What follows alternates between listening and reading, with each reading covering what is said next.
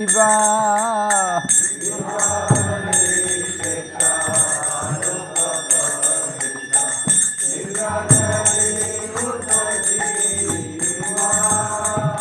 Bolo Hare Hare Mukunda Murari Rama Krishna Hayagriva.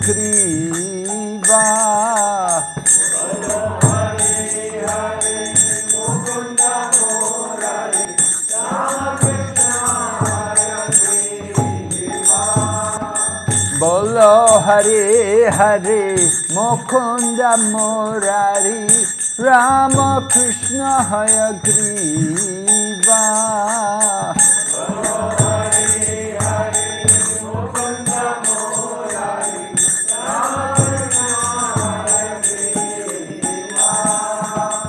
Narasimha Vamana Shri Madhusudana Rajendra Nandana Shyama.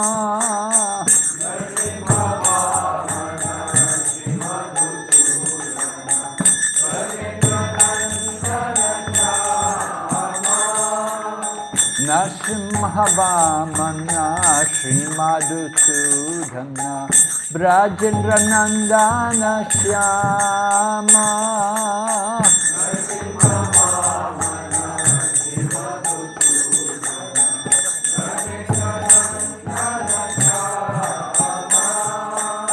Putana Gatana Kaita Bashatana Jaya Dasarathi Rama.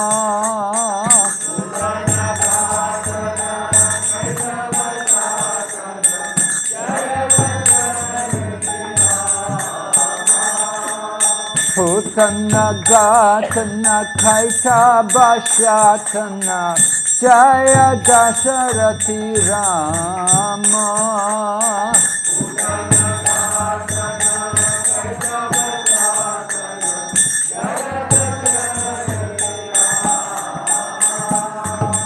Yashoda Dulala Govinda Gopala Vrindavana Purandara.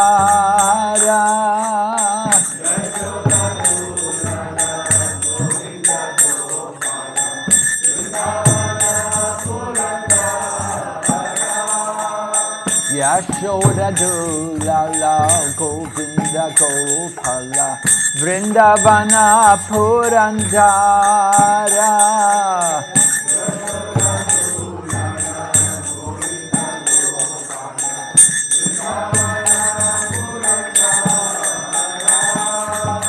Gopi Priya Jana Radhika Ramana Bhuvana Sundara Bhora.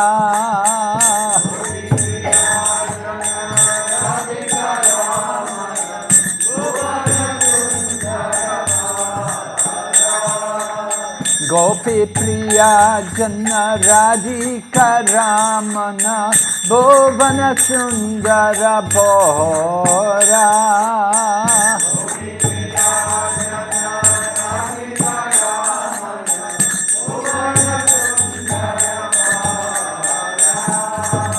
Ravana Thakura Makana Taskara Gopi Jana Vastrahari.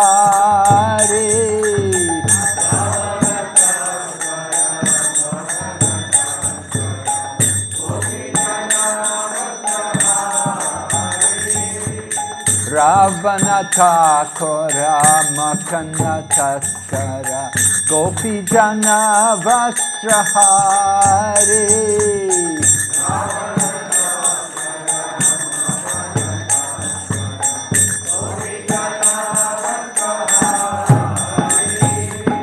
Brajera Rakala Gopa Vrindapala Chita Hare Vamsidhare.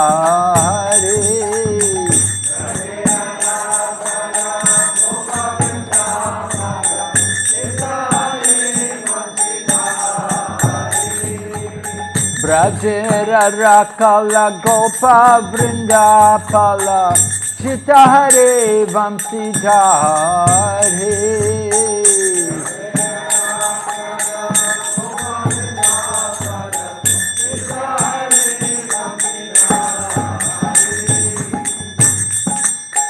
Yogendra Bandhana Shri Nandanandana Rajajana Bhayahare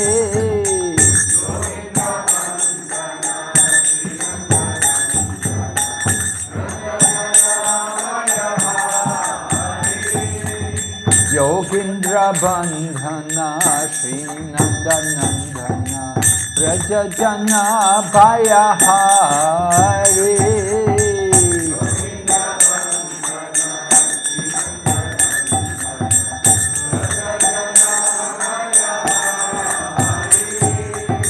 Navinane Radha Rupa Manohara Mohana Vamsi Vihare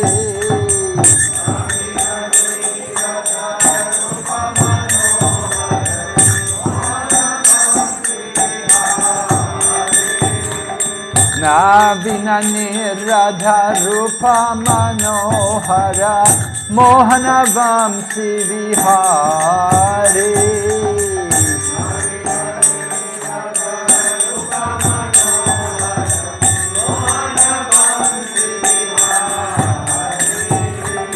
Yashoda Nandana Kamsa Nishudana Nikunjarasa Vilase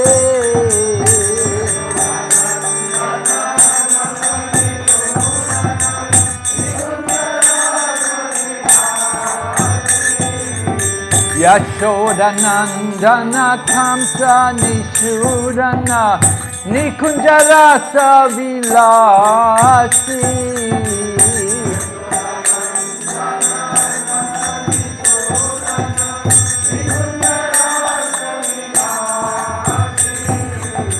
Kadamba Kanana Rasa Parayana Vrinda Vipina Nivasi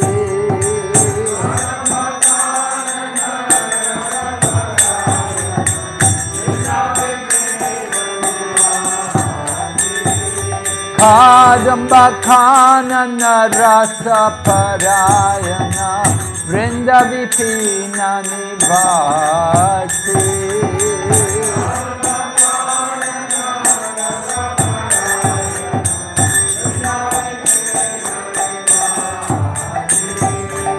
Ananda Vadana Premani Ketana Pulasharayo Jakakama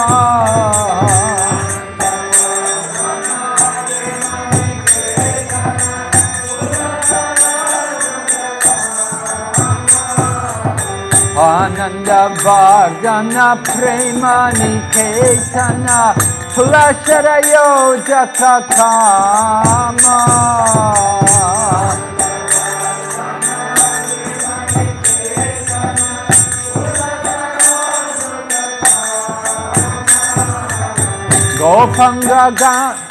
Gopangana Gana Chitta Vinodhana Samasta Guna Gana Dhamma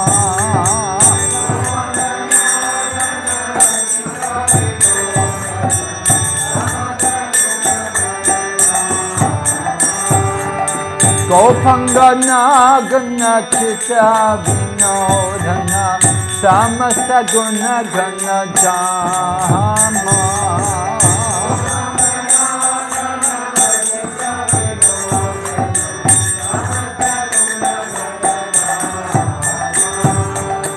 Yamuna Jivana Kili Parayana Manasa Chandra Sakora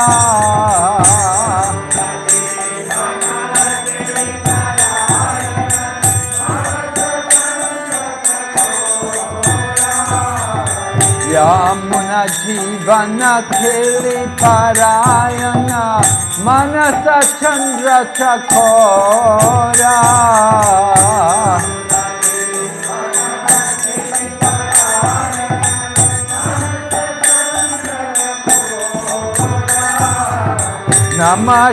Namashudarasa Goa Krishna Yash Rako Vachana Manamora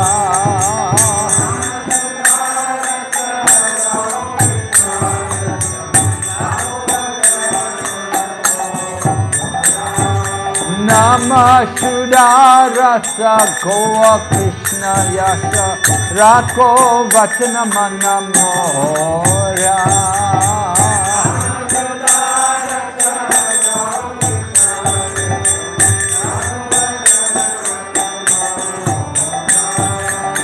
Vibhavari Shesha Aloka Provesha Nidrachari Yuta Jiva.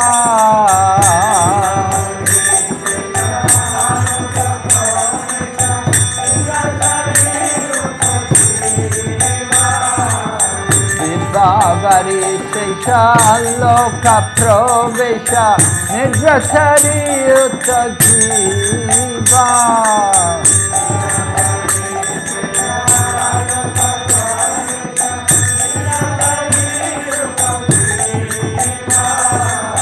Bolo Hare Hare Mukunda Murari Rama Krishna Hayagriva.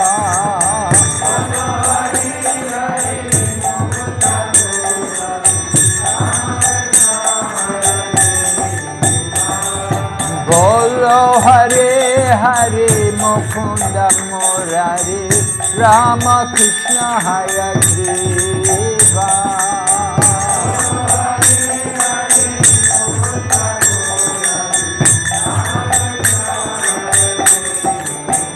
Nitai Gaur Hari Bo, Hari Bo, Hari Bo, Nitai Gaur Hari Bo.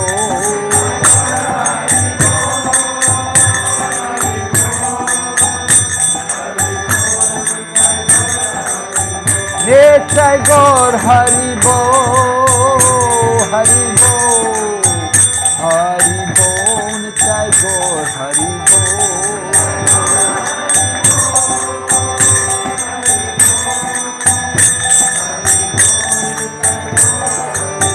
Jai Jai Prabhupada, Prabhupada, Prabhupada, Jai Srila Prabhupada.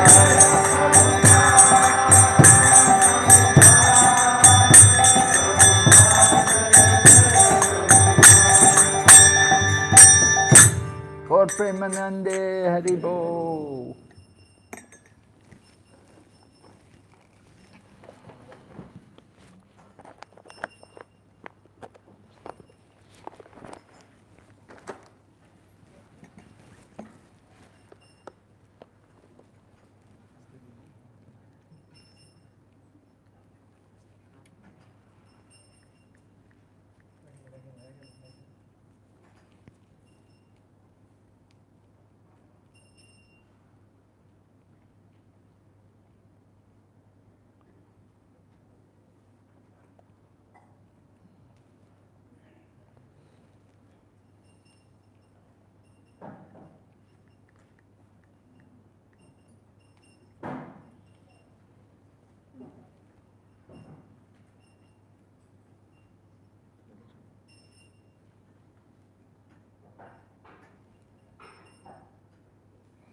Om Namo Bhagavate Vasudevaya. Om Namo Bhagavate Vasudevaya.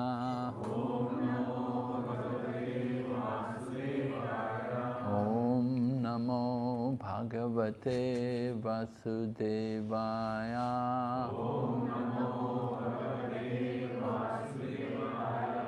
Narayanam Namaskrityam Naram Chaiva Narottamam Daivim Sarasatim Vyasam Tato Jayamudirayat Nasta Praeshu Vapadreshu Nityam Bhagavata Sevaya Bhagavati Uttama Shloke Bhaktir Bhavati Naistiki. We're reading Srimad Bhagavatam, Canto 3, Chapter 9, Brahma's Prayers for Creative Energy, text number 35. Rishim Adyam Na Buddhinam Papiyam Tvam Rajaguna Yanmano Mai Nirbadam Praja Samsrijyato Api Te Rishim Adyam Na Buddhinam Papiyam Swam Rajoguna Yanmano Mai Nirbadam Praja Samrijyato Pite Rishim Adyam Sahagana Lalitu Passion Rajagun. So the Lord assures Lord Brahma, creation requires that kind of effort. And we certainly saw that in the case of the Krishna consciousness movement. To put a lot of effort into the Krishna consciousness movement to get it rolling, to get it going. Prabhupada really worked like anything, constantly traveling all over. 14 times, yeah? Okay, so going around visiting the different centers from one country to another. And he said, the jet age, he said, jet age Paramahamsa, Prabhupada said. So Prabhupada was traveling and at the same time then writing books, writing so much, up in the night, and he hardly sleeping, waking up and beginning his writing to. And we were behind with the publishing. So Prabhupada got very disappointed with their efforts to publish the books. And he gave them an ultimatum that they had to get it all published.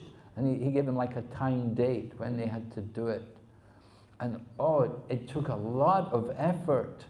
All the different artists from all over the world, they were all called to Los Angeles, where the BBT was based at that time, and the artists were all there, and they had to paint pictures to go with the different scenes which were described in the Chaitanya Charita. And so they were constantly working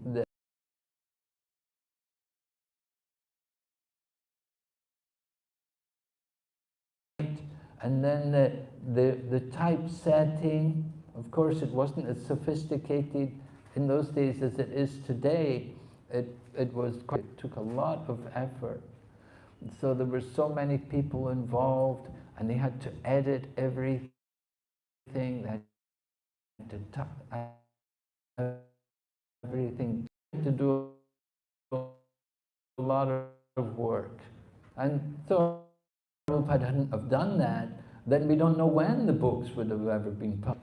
The TOVP, began many years when, although they say, we want to open by this date, but we don't know if it can really happen. Things, and Prabhupada's Samadhi was like that for a while also, particularly in Mayapur, the Pushpa Samadhi finished, they didn't have funds, and then finally Tamal Krishna Maharaj had to go to Ambarish Prabhu and ask Ambarish if he could sponsor the necessary funds to complete the construction in the Mayapur Samadhi. And Ambarish gave $1 million or something like that, so that the whole thing could be completed. So, but initially, to get something going, like what Srila Prabhupada did, you know, it's similar to Lord Brahma at the time of the creation. Now, Lord Brahma at the time of the creation, he has to create the bodies of the living entities. Of course, the gopis, they criticize Brahma. You know, you give us these eyes which are blinking. So naturally, because there's so much effort required in the beginning of the creation, so things will not be very perfect. Mistakes will be made. And gradually they have to be adjusted. Just like in our Krishna consciousness movement. You know, you could say mistakes were made. We did some things maybe which were not very good, which didn't get us the best image in the eyes of the public. But somehow it all got started and things started to happen. And the movement began to go. Would have done it exactly the same way.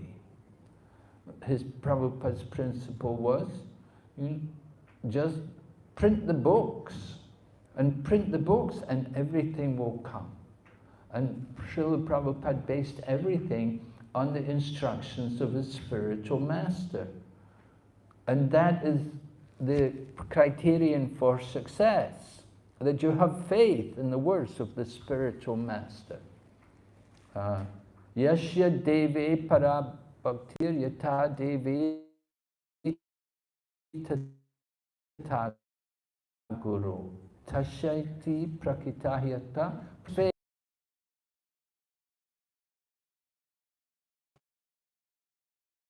of Godhead and the spiritual master, then all of the purports of the scriptures are revealed very easily. We will inquire from the audience, you know, do you have more faith in Guru or more faith in Krishna? And then some people will say, no, I have more faith in my Guru. And then somebody else will say, no, I have more faith in Krishna. But the correct answer is that we should have equal faith in both Krishna and in representative of Krishna. So when we have that kind of faith, then everything is revealed. And Srila Prabhupada certainly had that kind of faith in the instructions of his spiritual teacher. That whatever his spiritual teacher told him to do, he did it without fail. And that was why Prabhupada was so successful. Whenever you got money, use it to print books.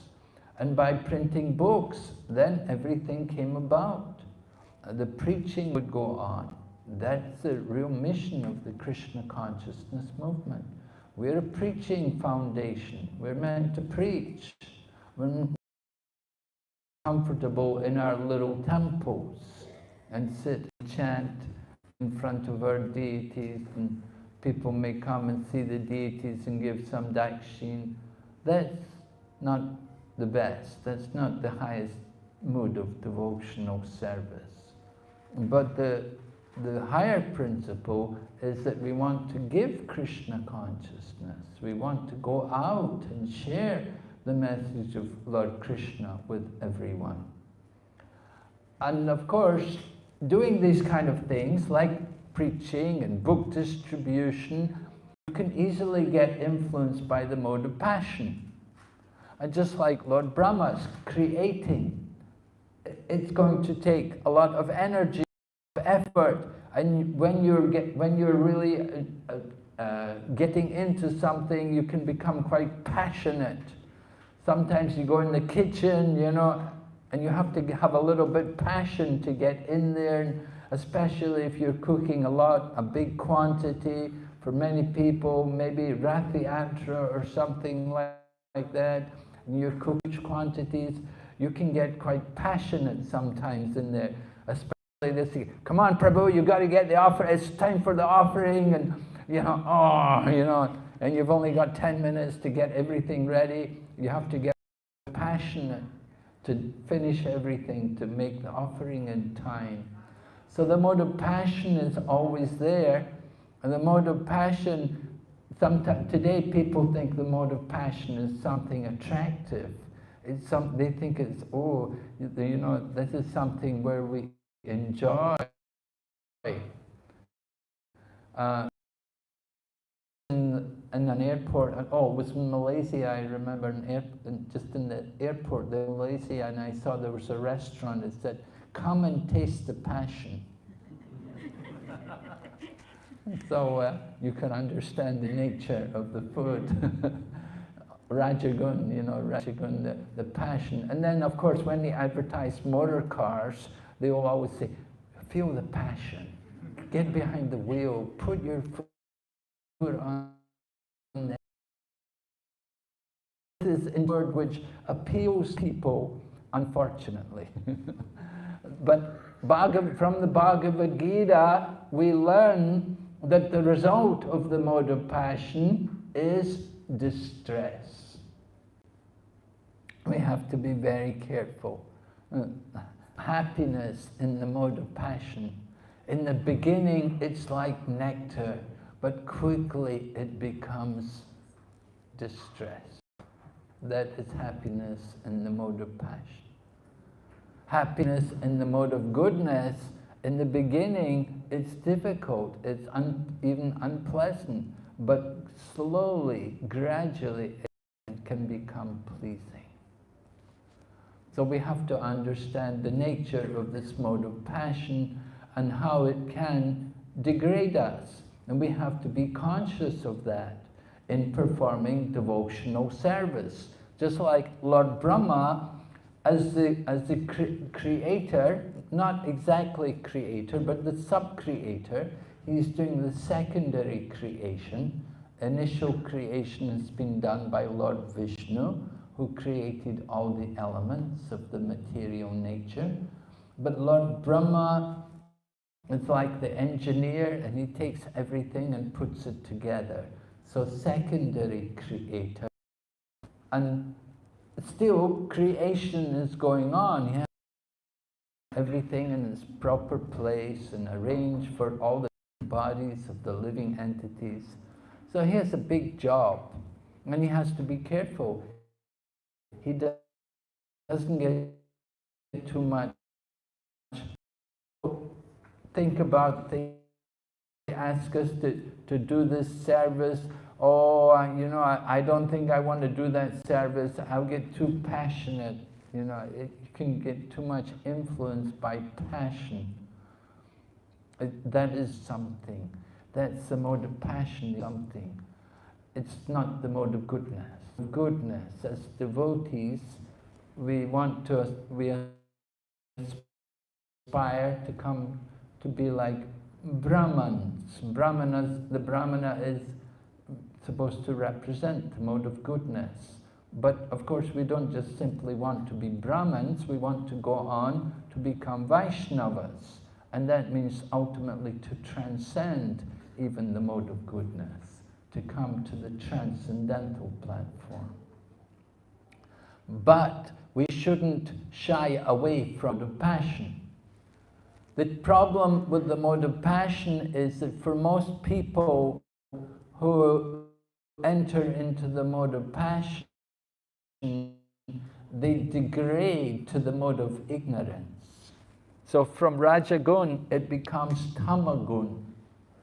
They degrade themselves, they fall down into the darkest ignorance, become completely overwhelmed by the situation. The situation doesn't work out as we expect, and we get very angry and very disappointed and bitter, and that lamentation, all of these things take us into the mode of ignorance. So from the mode of passion, we want to elevate ourselves up to the mode of goodness. We know this Earth planet is situated in the middle of the universe. The upper regions of the universe are more of the mode of goodness. The demigods, where they live, it's much more of the mode of goodness. And the lower regions, the subterranean heavenly planets and the hellish planets, It's all the mode of ignorance. This earth planet is in the middle of the universe, so there's the influence of passion. And living in a city, in an urban atmosphere, it's very much mode of passion. A lot of activity, a lot of desires, a lot of attachment to achieving results. Just like Garangi Mataji, she's a school teacher, and she was explaining of some of the situations which they go through during the exam time. The young children, not even so young, but teenagers doing exams when they come to do O-levels and A-levels. The stress is so great. There's so much in anxiety to deal with the students. There was one suicide case, attempted suicide. And there were other cases where the children just break down emotionally. It's just so stressing for them. The whole education system is just simply putting stress on people. It's meant to elevate people, to give people knowledge, to give them a better life. Education is meant for helping people cultivate character, qualities, but instead, you know, the type of education which is offered today has a very different effect. It just simply puts people into so much stress, anxiety, the pressure which is on them. Of course, the pressure coming especially from the parents, that the parents want their child to. So there's so much passion. The desire to do better than another, to achieve something better than others. So that mode of passion is certainly a dangerous thing. However, Lord Brahma, he has to generate progeny, and of course, you want to generate progeny, there has to be some passion there. If you're too much in the mode of goodness, you never have any children, right? You'll just be, your wife will divorce you or something if you don't have that passion, if you don't have that mood to give children, to produce. The marriage is not successful. So the mode of passion has to be there, but you have to be careful not to be too much controlled by it and not to be degraded by it. That passionate nature has to be dovetailed to the service of Lord Krishna. Just like in Krishna consciousness, we don't restrict people from getting married and having children, rather it's encouraged. There are other spiritual movements where they want strict celibacy, no marriage, or even if you're married, no contact with your wife, no children. They expect that. And if you will go the other way, then you didn't follow straight, you're not good, you're no good, you're rejected. But in Krishna consciousness, we encourage people to enter into family life and have children and bring up in Krishna consciousness. That is part of devotional service.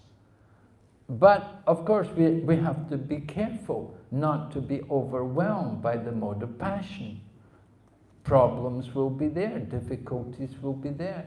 We always have to be careful to keep ourselves away from passion and ignorance. We want to come up to the mode of goodness purifies us and gives us knowledge. But we don't want to just simply remain there. We want to transcend the modes of nature.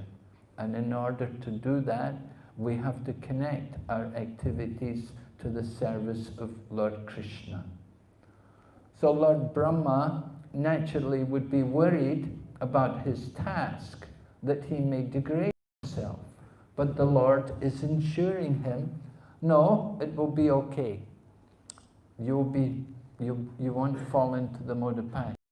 The example was given in the purport. Srila Prabhupada mentions how there was Brahma Vimohan Lila. In the 10th canto, you had Lord Brahma stealing away the cows and the cowherd boys. Lord Brahma had come and he'd seen Lord Krishna in Vrindavan, sitting in the forest of Vrindavan with yogurt and rice in his left hand and eating. And he thought, this is supposed to be my Lord and Master. How could this little kid be my worshipful Lord? So Lord Brahma wanted to see some work of the personality of Godhead.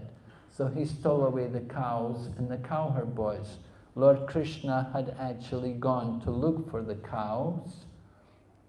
He had left the cowherd boys while they were all taking prasadam, and he went to look for the cows who'd gone astray.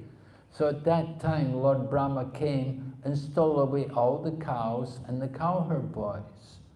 And when Lord Krishna returned, they'd all gone. And so Lord Krishna could understand, this is the work of Brahma. This is Brahma's doing. So Lord Krishna then, by his mystic potency, expanded himself to take the place of all the cows and all the cowherd boys.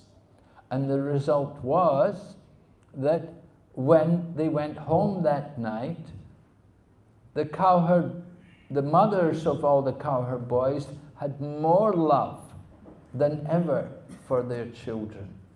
And the cows were giving so much affection for their calves, much more than usual.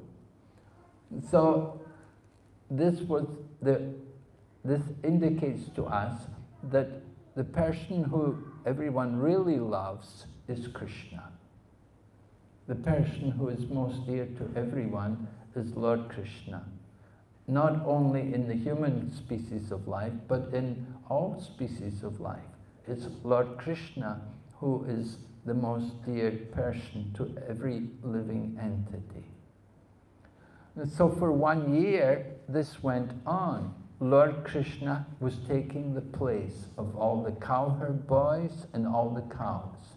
And it was during this 1 year that the marriage of all the gopis was arranged, because all the gopis had performed Katyayana Vrat. And they were performing Katyayana Vrat with the purpose of getting Lord Krishna as their husband. So Lord Krishna wants to satisfy their desire. So he arranged, it was during this 1 year when Lord Krishna was playing the part of all the cowherd boys. At that time, all the gopis were married, and they were all married to Krishna. But, of course, it was Krishna in the form of another cowherd boy. And so this was all Krishna Lila. And this 1 year of Brahma, 1 year on this planet, this was one moment of Brahma's time. So Brahma came back, and he was surprised to see that all the cows and all the cowherd boys were all there. And Brahma was thinking, I thought I had stolen all the cows and cowherd boys. How could they all be there with Krishna? So Brahma came closer, and then Lord Krishna revealed that all the cows and cowherd boys were actually the Lord himself. The Lord revealed the super soul in the hearts of all the living entities, and Lord Brahma could see the Lord, and he could see all the living entities offer their obeisances to the Lord. So Brahma became completely overwhelmed in seeing the potency of Lord Krishna. So the Acharyas point out, this is not the mode of passion, but this is the work of the internal potency.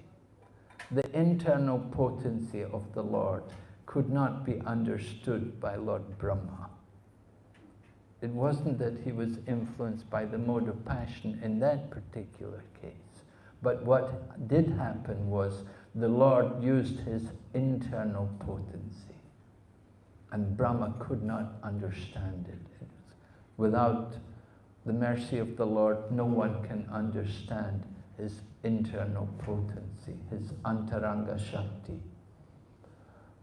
In Bhagavad Gita, Lord Krishna speaks about how the devotees are under the protection of what is it? Mahatmanastamam Parta Daivim Prakritim Ashritaha. The great souls are under the protection of my divine energy. So Daivim Prakriti, this is the Antaranga Shakti, the internal potency, and that protects the devotees. So Lord Brahma, he witnessed the internal potency of the Lord, but he was not able to fully appreciate it. It bewildered him, it was overwhelming for him. But the Lord tells him, if you do the work of creation, you won't be influenced by the mode of passion. You will be, the Lord is giving that promise to Brahma.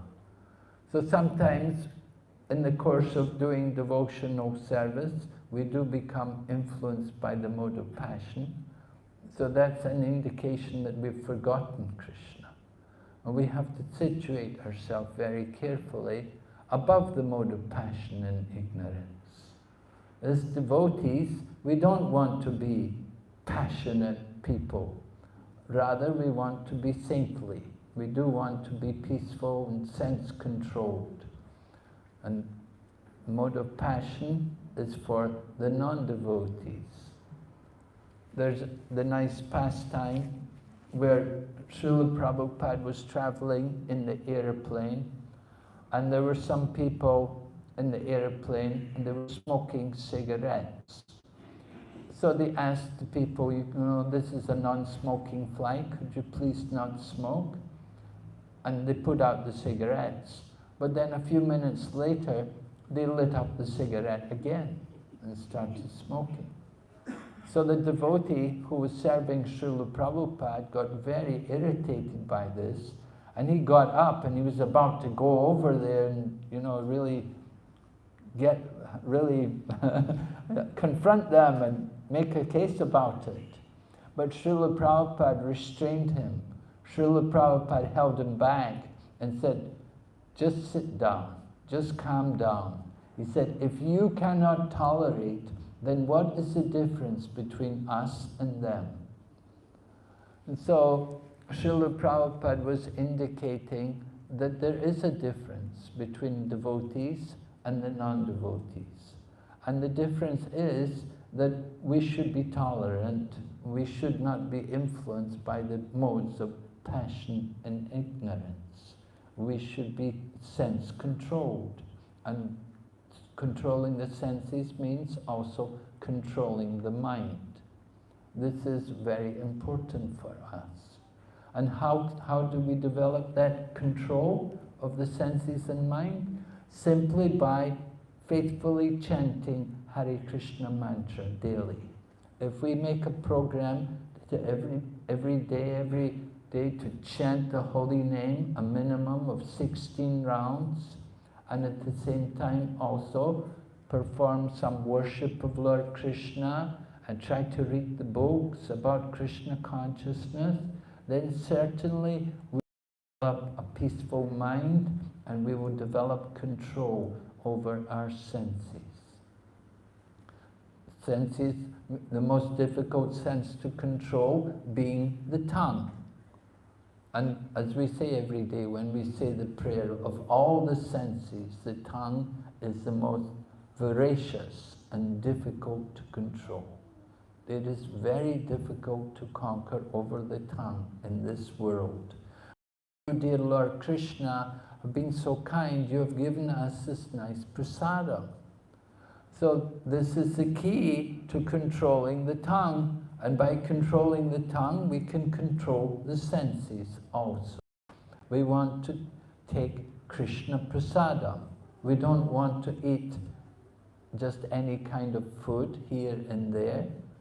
We certainly try to avoid eating out We know in Singapore, very, very common people to eat out, right? I've been given figures like maybe 98% of the population of Singapore eat out, particularly on the weekends. And people even think it's a joy, it's a pleasure to go out and eat. But for a devotee, this is not really what we want. Of course, we can come to the temple and eat prasadam. That's going out. You come to the temple. But don't go out to the restaurants. Don't go to these places where they have all kinds of people cooking. You may think, no, it's vegetarian. It may be vegetarian, but vegetarian? Do the people who cook, are they also vegetarian? Often you get people working in restaurants. They may be vegetarian restaurant, but they're not vegetarian. And so you eat food cooked by people who are meat eaters, you will also get karma. You'll be influenced. The point is, we want to avoid the mode of passion. We have to be very careful about these activities. What we eat, the type of foods we eat, it certainly affects us. The places where we go, the environment, the things we do, they will all influence us. You watch Bollywood movies, or you watch the town movie, or whatever movie, then certainly there'll be a lot of passion there. People make movies, they have to put passion in it. They won't get any customers for their movies if they don't have all that passion there. But for the devotees, it's not the kind of thing we want to cultivate. Rather, we want to avoid these things. We want to avoid the passionate environment, the passionate situations. The more you're influenced by passion, then the more likely it's going to come, the distress will also come. So Krishna conscious lifestyle is to cultivate the mode of goodness. And that is why Srila Prabhupada often encouraged the devotees in simple living and high thinking.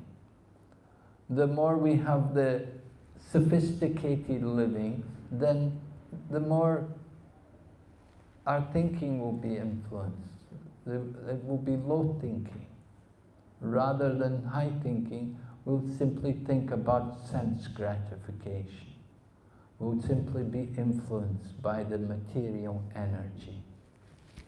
So Krishna consciousness is very practical. There is a philosophy, and we have to apply that philosophy in the lifestyle, in our daily life. People may read Vedanta, they read books on philosophy, they sit in armchairs and they drink cocktails and smoke cigars, and they may talk about Vedanta. That is meaningless, of course. But in Krishna consciousness, when we speak from the scriptures, we want to speak also in relation to our own lifestyle, to our own way of living, that we do want to live according to these scriptures. We want to live peacefully and satisfied, and at the same time we should be satisfied. Not that we have to live on a level lower than everyone else. We should live as other people live. And we make use of things like motor cars and technology. We're not against these things, but we try to use them all for Krishna. Using them all for Krishna is important. That the consciousness which we do everything. As Prabhupada says in the Nectar of Instruction, everything depends on the attitude which we have in performing the activity. Are we doing it just like the mode of passion? You do things for your own pleasure. You want to enjoy. You want the name and fame. You want the respect. You want glory.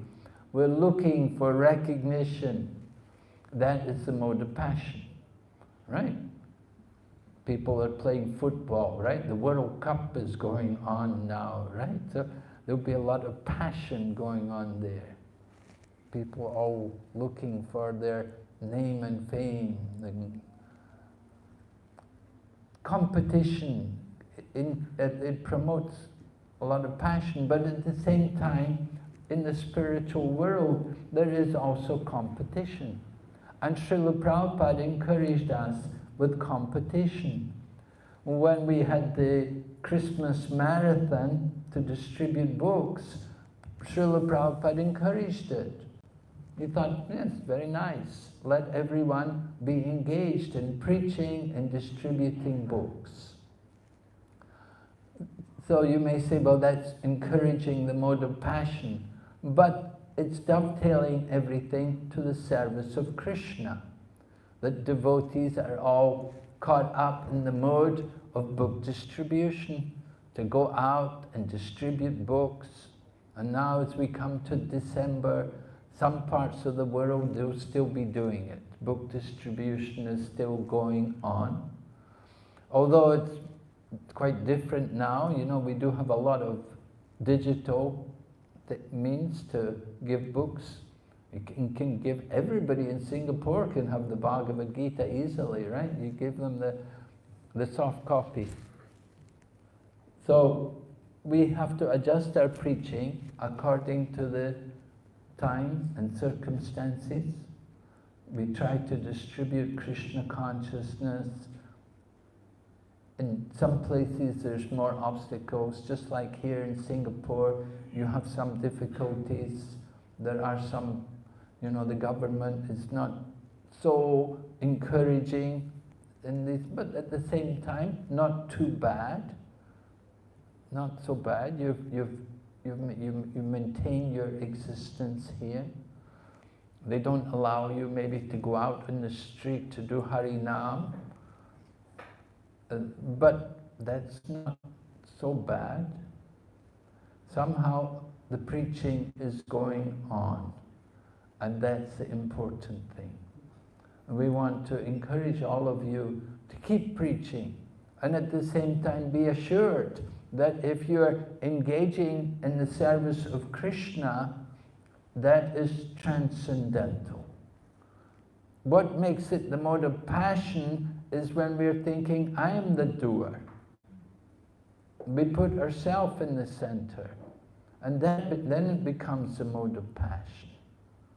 So we want to be careful of that, and always remember, think of ourselves as being the servant, as being simply an instrument in the hands of Krishna.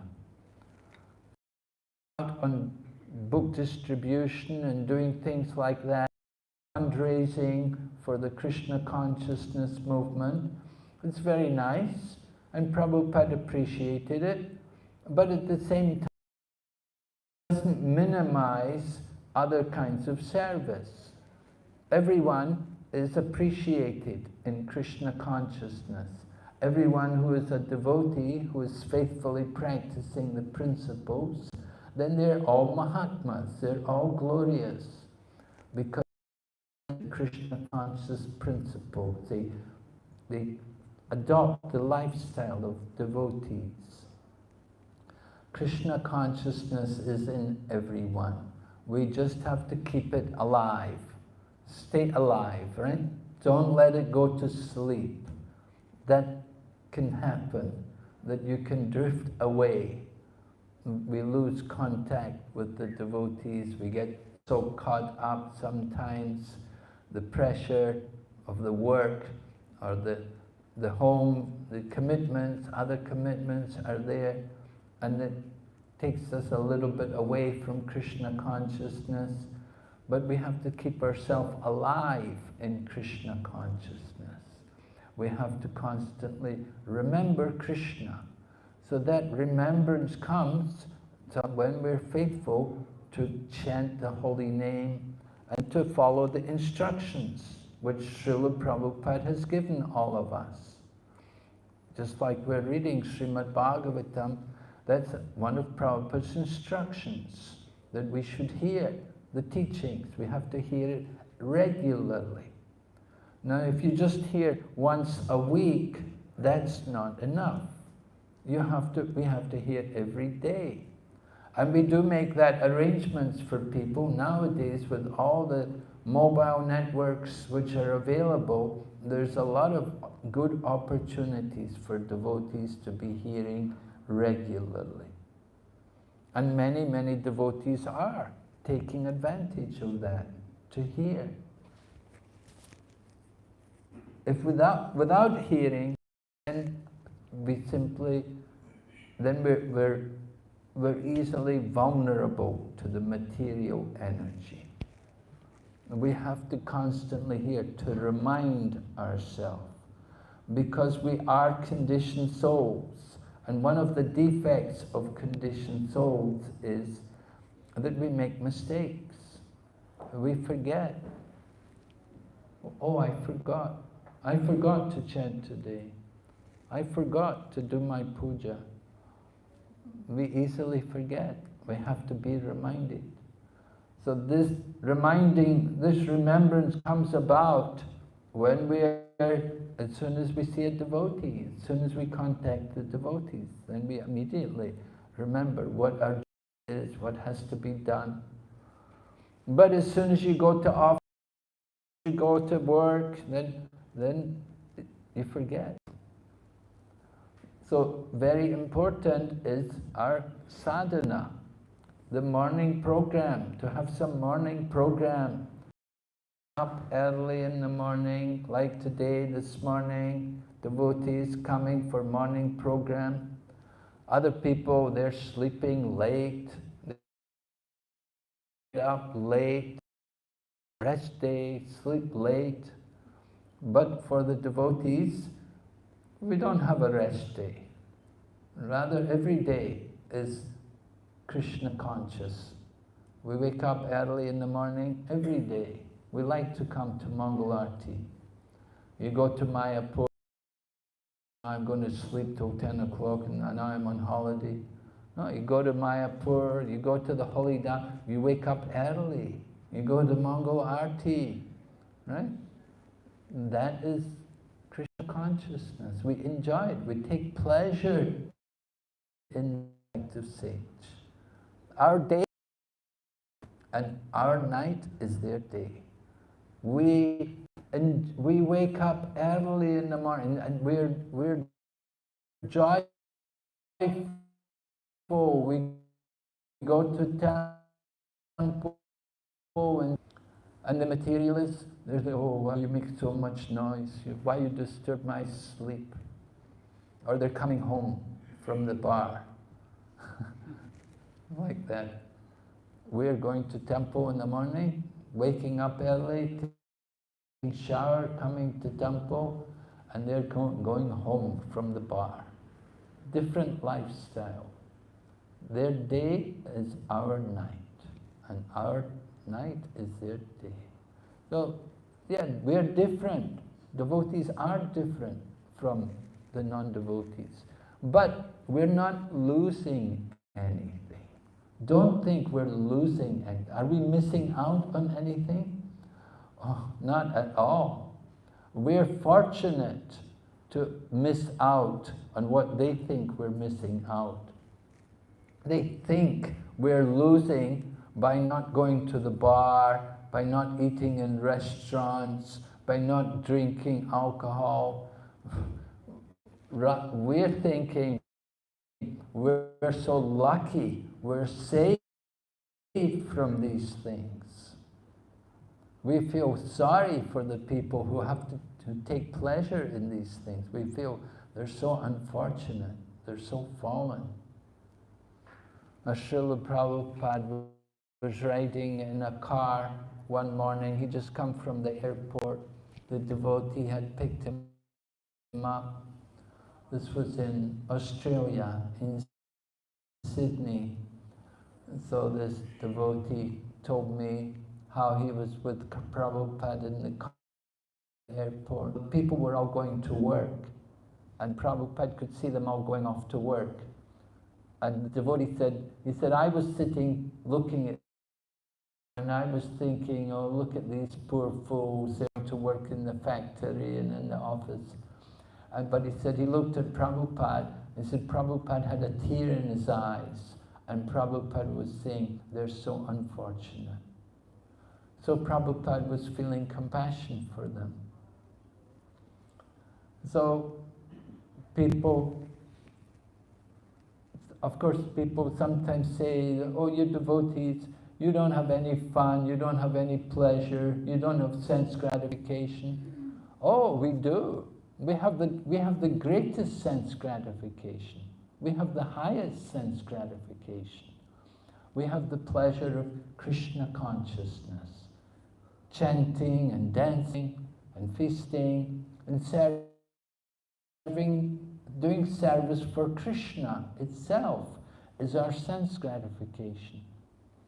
Just like one of the devotees from Singapore, they went to England to study, and she got the opportunity. They said every Friday you can come and make garlands for the deities. And she was so happy, oh, that I've been given this service, you know. This was the greatest pleasure for her, to be able to go and make garlands for the deities. Now someone else may think, oh, make garlands. They cannot understand the transcendental nature of that service, that it's a spiritual activity. But for a devotee, it's very pleasing, very satisfying to be able to make a garland for Krishna or for Prabhupada and to see it on the deities. You take pleasure in these things. Making flower vases to put on the altar. We don't have flower vases here, but some days, maybe on festival, decorate more.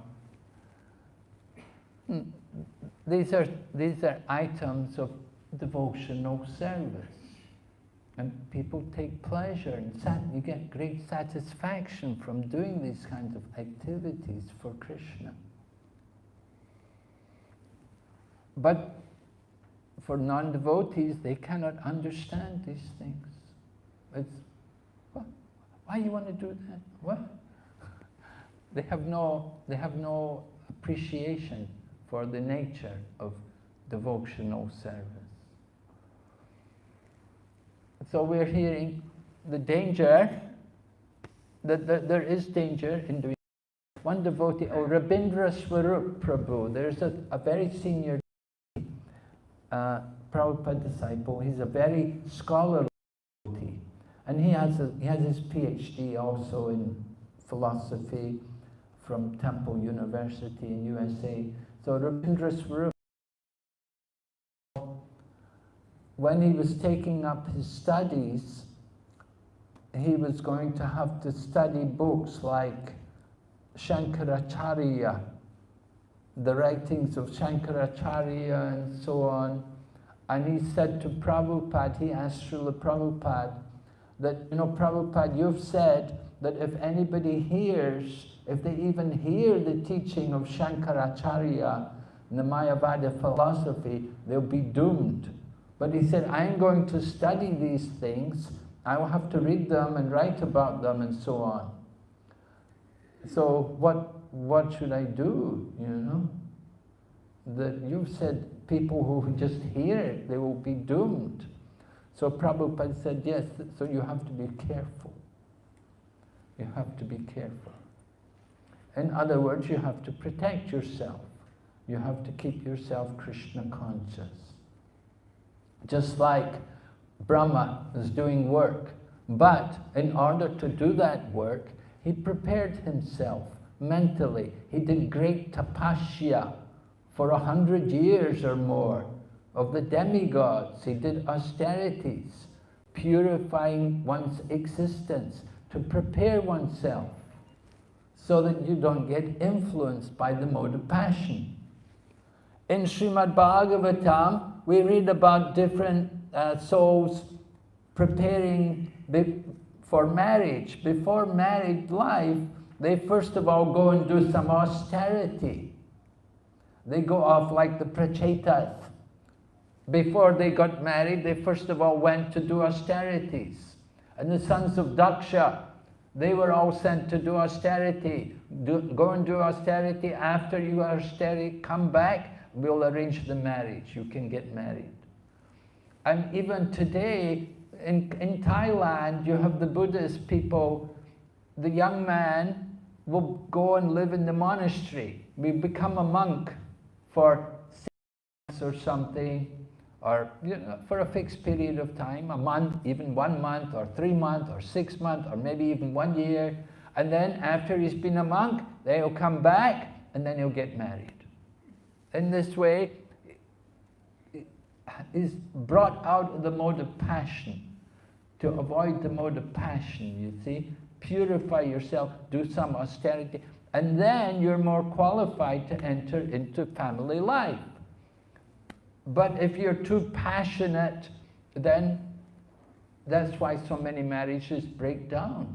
That's why you have so much divorce, because people are so much influenced by the mode of passion, which degrades to the mode of ignorance.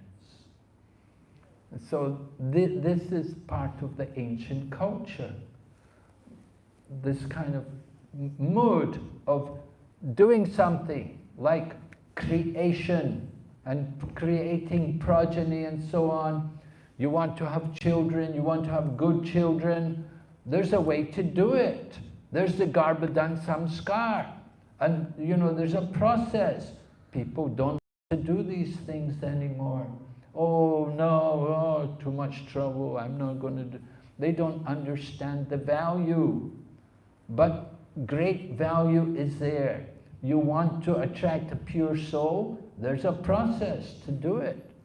And so Brahma, he knows the process. He went through the process. He did tapasya for a long time. And then now he's ready to create progeny. And the Lord is telling him, you don't have to worry, you won't be influenced by the mode of passion. So these are some points in relation to this verse. Are there any questions? Some question or comment?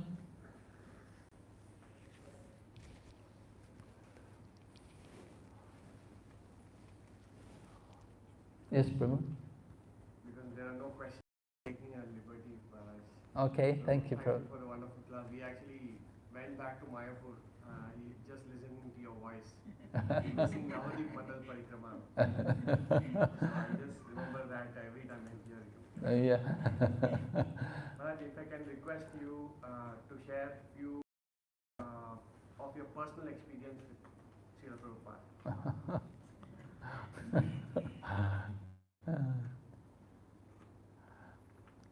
Oh, I think I told them before, didn't I? Last week, did that. Anyway, generally the point I make is that Prabhupada said we should all read his books, because it happened that I got interviewed by one Mayavadi books, and so my head was full of all to me, and I didn't really know the philosophy well at all. And so I would often say things to him which I'd heard from other people and not from which I'd said into the article. And when Prabhupada read the article, he said, this is terrible. And he said, all of our devotees must learn our philosophy. He said, all of the devotees must read the books carefully, and they must learn the philosophy. It's very important for us. And so this is what we try to do. Read Prabhupada's books, and one way which I found very effective to read the books is to study them with the devotees. And it's very good. We have courses like the Bhakti Shastri and the Bhakti Vaibhav, and now we're doing also Bhakti Vedanta. And so these classes are going on, and they're very helpful. Studying with devotees who are all interested to study Prabhupada's books. The atmosphere is very important. Sometimes in the morning program, some people are interested and some are not. Not everybody who comes to the morning program is so eager to hear. Sometimes they just, well, they live in the temple and they just come and they happen to sit down, and after class they know there'll be prasadam. So they're more interested maybe for the prasadam, but somehow they're there. But when you have a class, when you get everyone who is really eager to study, they really have a desire to study and to understand Prabhupada's books. And that atmosphere in itself is very conducive to picking up, to learning what's there in Prabhupada's books. That's important for us.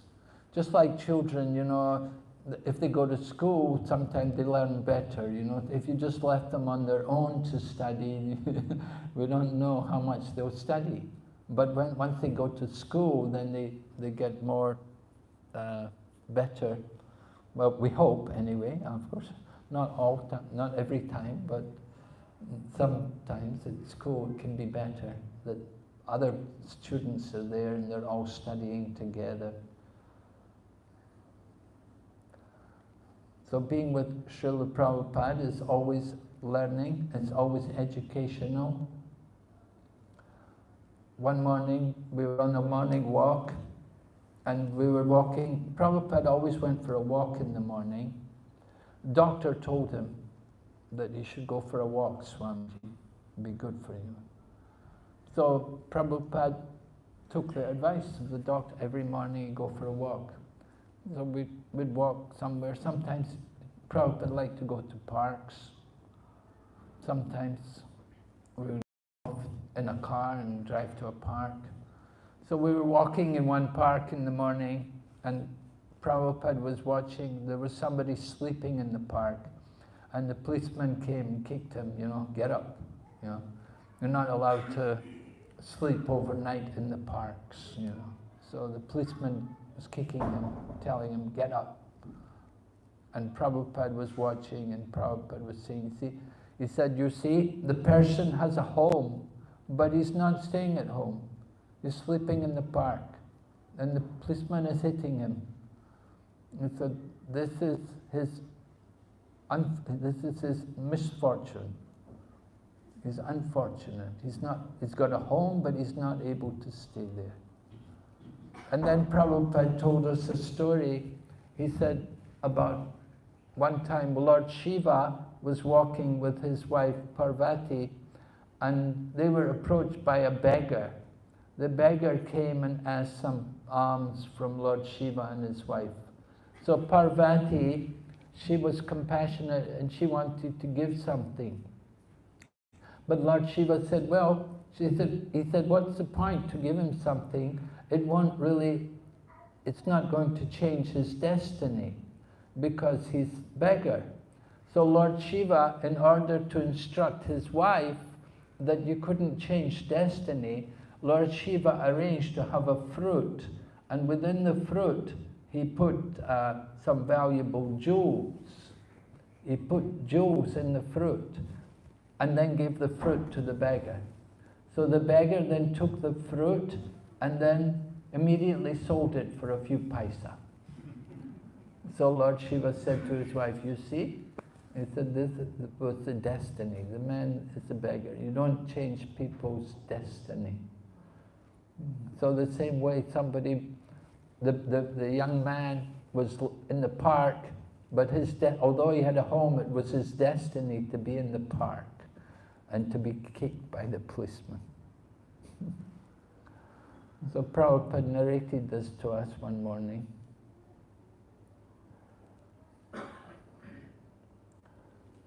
Sometimes Prabhupada would just chant, and other times, sometimes he would talk.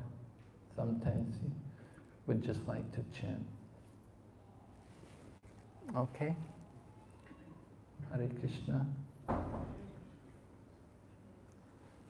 All right. If there are no other questions, then we will stop here. Srimad Bhagavatam ki jai, Srila Prabhupada ki, Gaur Premanande. Jai Srila Bhakti Viknavinat Narasimha Maharaj ki jai. Gaur Bhakta Vrinda ki.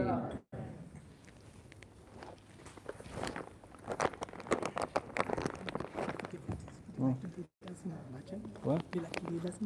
A bhajan? Really? Okay, just we have some 5 minutes. We'll just sing Parama Karuna.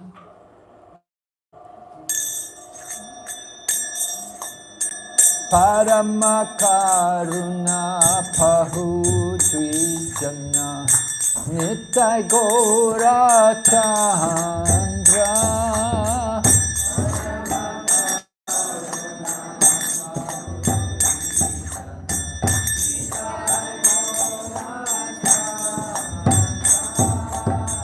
Parama Karuna Pahu Dvijana Nitai Gora Chandra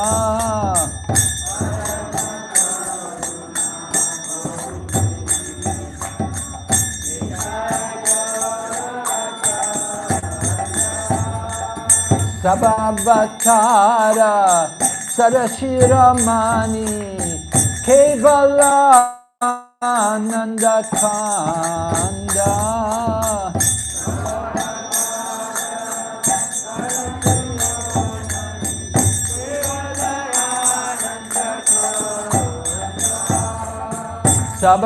Sabhavatara Sarasiramani Kevalananda Kanda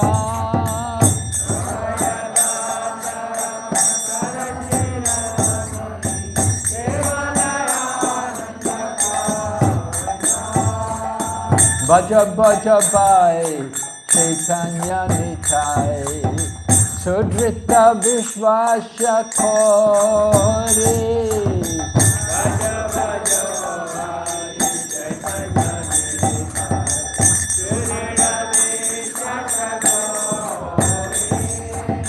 Bhaja Bhaja Bhai Chaitanya Nitai Sudrita Vishwasya Kore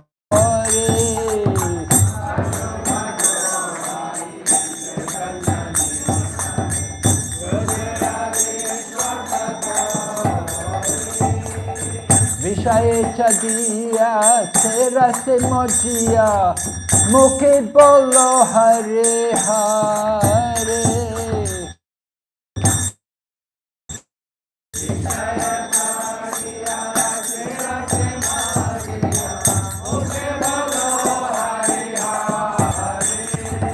Vishaye Chadiya Sera Se Mojiya Mukhe Bolo Hare Hare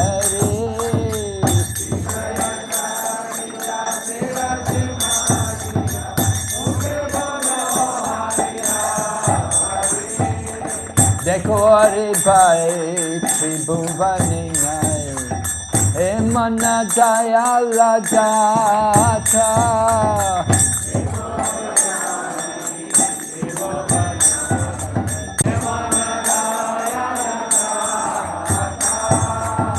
Dekho Hare Bhai Tribhuvane Nai Emana Jaya Lajata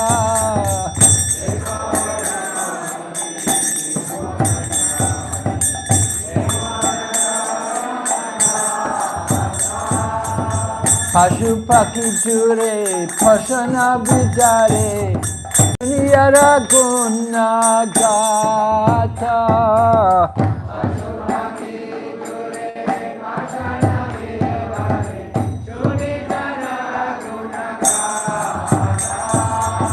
Pashu Paki Jure Pashana Vidare Suniyara Guna Gata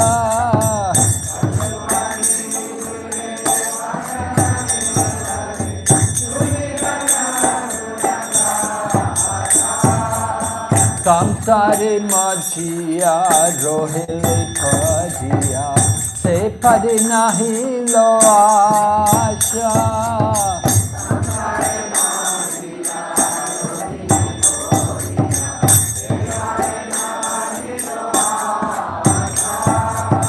Samsare Majhiya Rohile Pajiya Se Pade Nahi Lo Asha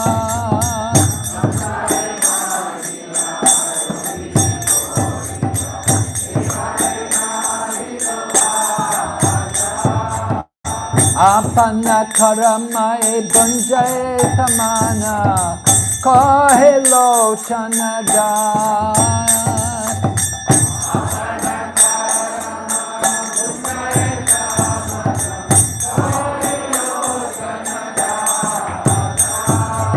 Apana karamae banjaye samana kahe lochana das.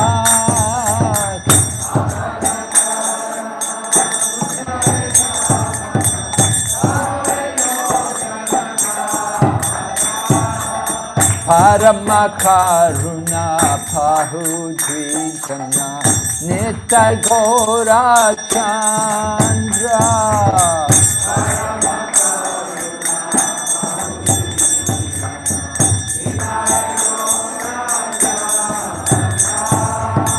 Parama karuna pahu dvijana nitai gora chandra.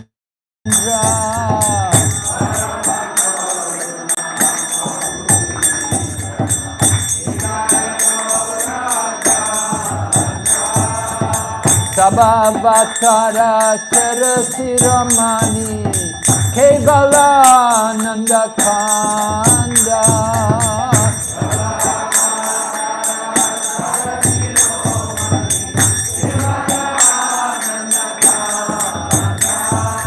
Sabhavatara Charasiramani Kevalananda Kanda.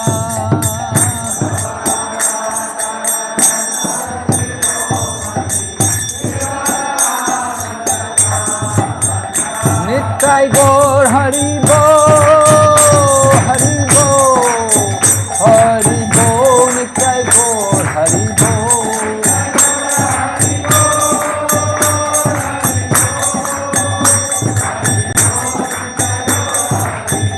Jai Jai Prabhupada, Prabhupada, Prabhupada, Jai Jai Prabhupada.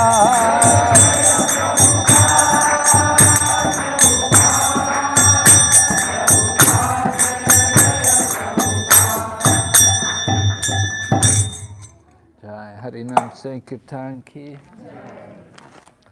I have some nuts to distribute. If anyone like to have some nut prasadam.